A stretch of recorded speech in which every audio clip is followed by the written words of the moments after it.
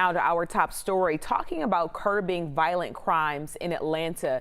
So is it possible to do this in the city? Atlanta's police chief says yes. Christy Diaz joining us from APD headquarters. And Christy, Chief Rodney Bryant says he actually has some solutions in place.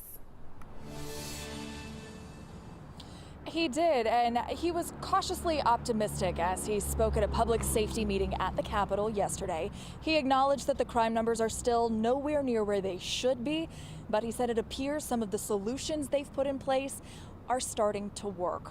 One of the biggest areas he said he's seeing some progress is gang activity. He says right now that the city is seeing some success in curbing gang activity by targeting the neighborhoods where they thrive.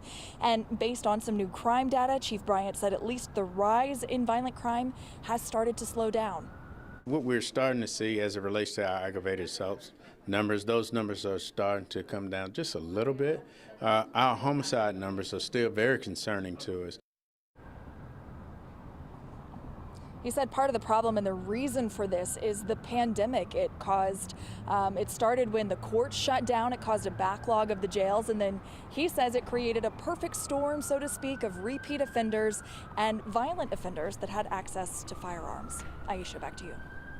Christy, thank you. In addition to wanting a crime-free city, some people are also hoping for police reform. A newly formed group of Georgia moms is taking a stand by bringing their common heartbreak to Congress. Every member of Georgia Moms United has lost a child in a police encounter. They just returned from D.C., where they demanded justice for their children's cases and also for those cases to be reopened or reviewed. You spend a whole lot of time trying to clear your child's name, then you're trying to grieve, then you're also fighting the system. All my son deserved was a citation and a day in court. They're also advocating for more resources and third-party advocates to be offered to families in the wake of officer-involved shootings.